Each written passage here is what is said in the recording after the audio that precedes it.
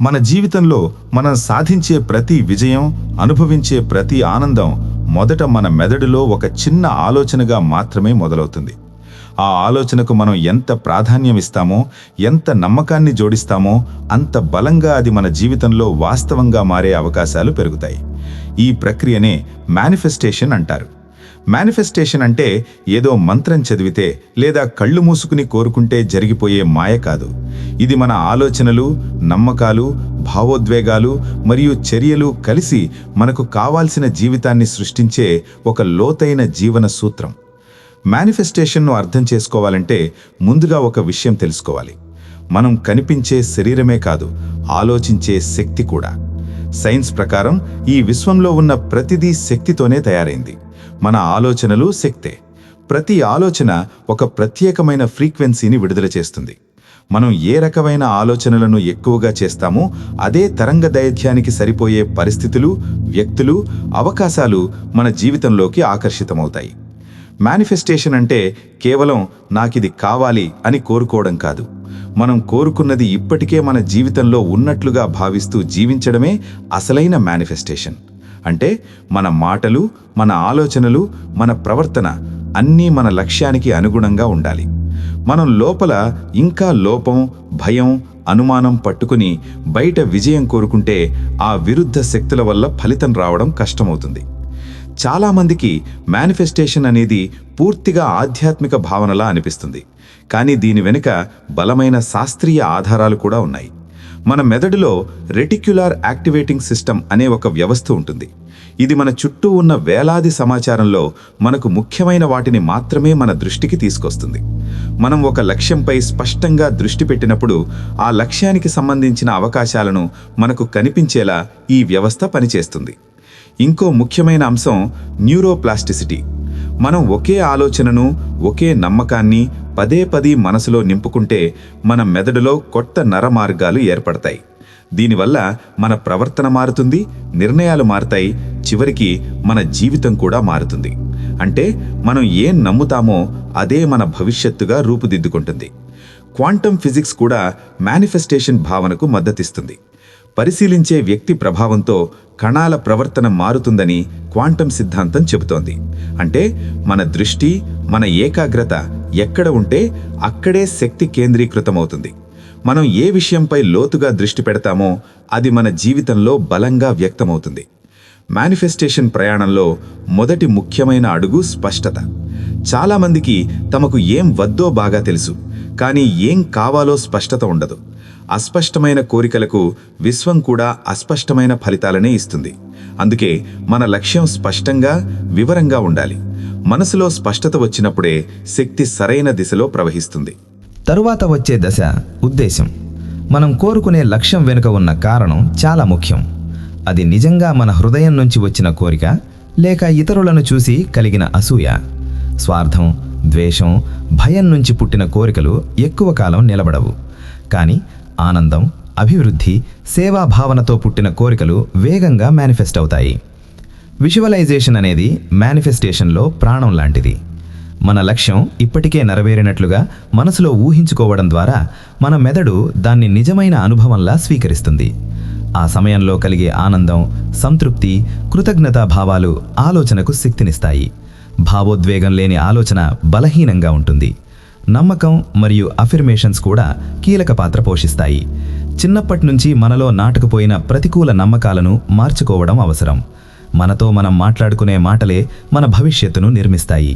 సానుకూల వాక్యాలను పదే పదే పలకడం వల్ల మన ఉపచేతన మనస్సు కొత్త నమ్మకాలను స్వీకరిస్తుంది.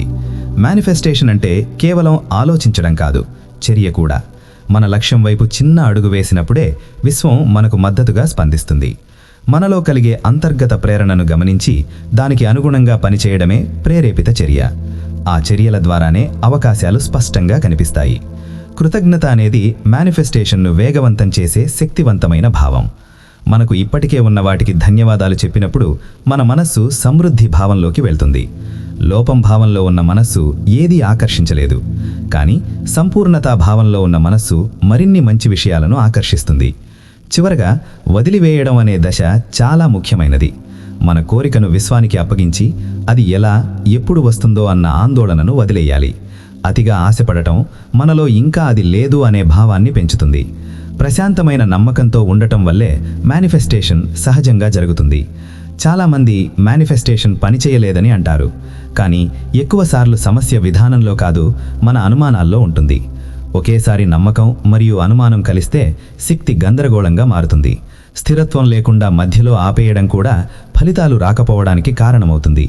మేనిఫెస్టేషన్ అనేది ఒక రోజులో జరిగిపోయే ప్రక్రియ కాదు, ఇదొక సాధన, ఒక జీవన విధానం. మన ఆలోచనలు, మాటలు, అలవాట్లు మారినప్పుడే మన జీవితం మారుతుంది. మనం కోరుకునే జీవితాన్ని సృష్టించుకునే శక్తి మనలోనే ఉంది అనే నిజాన్ని అర్థం చేసుకున్నప్పుడే నిజమైన మార్పు మొదలవుతుంది. మనం ఈ విశ్వంలో ఒక చిన్న భాగం మాత్రమే కాదు, ఈ విశ్వం మొత్తం మనలోనే ఉంది. మన ఆలోచనలు మారితే మన దృష్టి మారుతుంది, మన దృష్టి మారితే మన జీవితం మారుతుంది. మీరు ఏదైతే నమ్ముతారో, ఏదైతే పదే పదే ఆలోచిస్తారో అదే చివరికి మీ వాస్తవంగా మారుతుంది. మీరు మీ జీవితానికి సృష్టికర్త. మనిషి మేల్కొని ఉన్నప్పుడు నిర్ణయాలు తీసుకునేది చేతన మనస్సు, అంటే కాన్షియస్ మైండ్. కానీ మన రోజువారీ అలవాట్లు, భయాలు, నమ్మకాలు, విజయాలు, విఫలాలు అన్నింటినీ నడిపించేది ఉపచేతన మనస్సు, అంటే సబ్ కాన్షియస్ మైండ్. శాస్త్రవేత్తల అంచనా ప్రకారం మన జీవితం దాదాపు 95% వరకు ఉపచేతన మనస్సు ప్రభావంలోనే నడుస్తుంది. అందుకే మనం ఏదైనా కోరికను మేనిఫెస్టేషన్ చేయాలంటే అది ముందుగా ఉపచేతన మనస్సులో బలంగా నాటుకోవాలి. చేతన మనస్సు ఒప్పుకున్నా ఉపచేతన మనస్సు నమ్మకపోతే ఆ కోరిక వాస్తవంగా మారదు.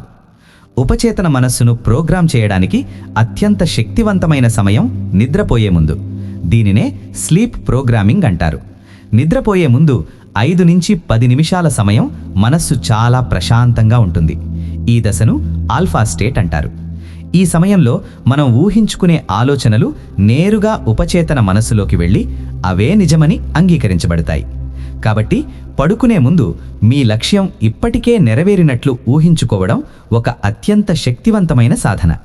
మీరు ఆ విజయాన్ని అనుభవిస్తున్న భావనతో నిద్రపోతే ఉపచేతన మనస్సు ఆ వాస్తవాన్ని సృష్టించే పనిని ప్రారంభిస్తుంది. ఉపచేతన మనస్సు ఒక నియమాన్ని పాటిస్తుంది: పునరావృతం. ఒకే ఆలోచనను, ఒకే నమ్మకాన్ని పదే పదే మనస్సులో ఉంచితే మెదడులో కొత్త న్యూరల్ నెట్వర్కులు ఏర్పడతాయి. ఇదే న్యూరోప్లాస్టిసిటీ. అందుకే ఎఫర్మేషన్స్ అంటే సానుకూల వాక్యాలను ప్రతిరోజు చెప్పడం చాలా ముఖ్యం. ఒకసారి చెప్పడం సరిపోదు, పదే పదే భావంతో చెప్పినప్పుడే ఉపచేతన మనస్సు ఇది నిజమే అని అంగీకరిస్తుంది. ప్రసిద్ధ శాస్త్రవేత్త నికోలా టెస్లా 3, 6, 9 అంకెల రహస్యాన్ని అర్థం చేసుకుంటే విశ్వాన్ని అర్థం చేసుకున్నట్లే అని అన్నారు. ఈ సంఖ్యల ఆధారంగా రూపొందిన 369 మేనిఫెస్టేషన్ పద్ధతి చాలా ప్రభావవంతంగా పనిచేస్తుంది. ఉదయం నిద్ర లేవగానే మీ కోరికను 3 సార్లు రాయాలి. ఇది మీ సంకల్పాన్ని, అంటే ఇంటెన్షన్ని స్పష్టంగా గుర్తు చేస్తుంది.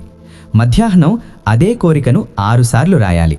ఇది మీ దృష్టిని, ఏకాగ్రతను పెంచుతుంది. రాత్రి పడుకునే ముందు 9 సార్లు రాయాలి. ఇది ఆ ఆలోచనను ఉపచేతన మనస్సులో లోతుగా నాటుతుంది. ఈ ప్రక్రియను క్రమం తప్పకుండా చేస్తే మీ ఆలోచనలు, భావాలు, చర్యలు అన్నీ ఒకే దిశలో కదలడం మొదలుపెడతాయి. మనం ప్రపంచాన్ని నమ్మే ముందు మనల్ని మనం నమ్మడం చాలా అవసరం. అద్దం ముందు నిలబడి మన కళ్ళలోకి మనమే చూస్తూ సానుకూల వాక్యాలు చెప్పడం ఒక శక్తివంతమైన సాధన. నేను అద్భుతమైన జీవితానికి అర్హుడను, నేను నా లక్ష్యాలను సాధిస్తున్నాను అని గట్టిగా చెప్పడం మొదట కొంచెం అసౌకర్యంగా అనిపించవచ్చు. కానీ ఇదే సాధన మీలో ఉన్న స్వీయ సందేహాన్ని, అంటే సెల్ఫ్ డౌట్ని క్రమంగా తొలగిస్తుంది. ఈ ప్రక్రియ మీ ఆత్మవిశ్వాసాన్ని పెంచి మీ వైబ్రేషన్ స్థాయిని ఉన్నత స్థితికి తీసుకెళ్తుంది. విశ్వం మన మాటల కంటే మన భావోద్వేగాలను ఎక్కువగా అర్థం చేసుకుంటుంది. భయం, అసూయ, కోపం వంటి భావాలు లో ఫ్రీక్వెన్సీ కలిగినవి. ఇవి మన మేనిఫెస్టేషన్ ప్రక్రియను నెమ్మదింపజేస్తాయి లేదా పూర్తిగా ఆపేస్తాయి. ఆనందం, ప్రేమ, కృతజ్ఞత, ఉత్సాహం వంటి భావాలు హై ఫ్రీక్వెన్సీ కలిగినవి. మీరు ఎంత ఎక్కువగా ఈ భావాల్లో ఉంటే మీ కోరికలు అంత వేగంగా మీ దగ్గరకు వస్తాయి. అందుకే మీ లక్ష్యం నెరవేరినప్పుడు మీరు ఎలా ఫీల్ అవుతారో ఆ సంతోషాన్ని ఇప్పుడే అనుభవించడం నేర్చుకోవాలి. దీనినే లివింగ్ ఫ్రమ్ ది ఎండ్ అంటారు. చాలామంది చేసే ప్రధాన తప్పు ఏమిటంటే కోరిక కోరుకున్నాక అది ఎప్పుడు వస్తుంది అని నిరంతరం ఆందోళన చెందడం. దీన్ని ఒక ఉదాహరణతో అర్థం చేసుకోవచ్చు. మీరు హోటల్లో ఫుడ్ ఆర్డర్ ఇచ్చాక వంటగదిలోకి వెళ్ళి పదే పదే నా ఫుడ్ ఎప్పుడు వస్తుంది అని అడుగుతారా? అడగరు. ఎందుకంటే మీకు నమ్మకం ఉంటుంది.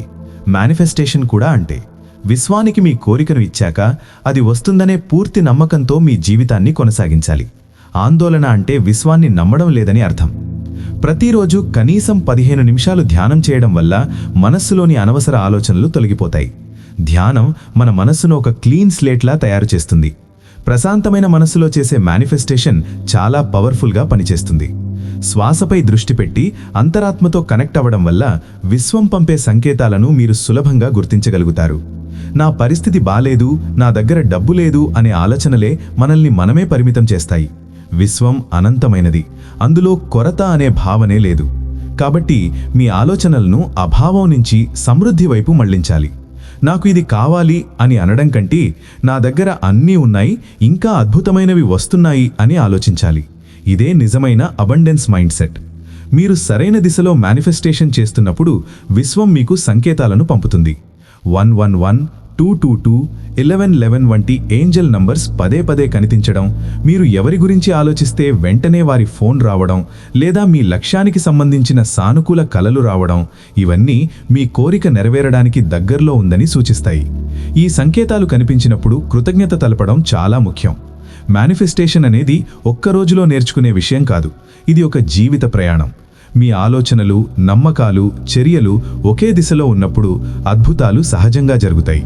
గుర్తుంచుకోండి, విశ్వం మీకు కావాల్సింది ఇవ్వదు. మీరు ఏమైతే ఉన్నారో దాన్నే మీ జీవితంలో ప్రతిబింబిస్తుంది. కాబట్టి విజేతగా మారాలంటే ఇప్పుడే ఒక విజేతలా ఆలోచించడం, మాట్లాడడం, ప్రవర్తించడం మొదలుపెట్టండి.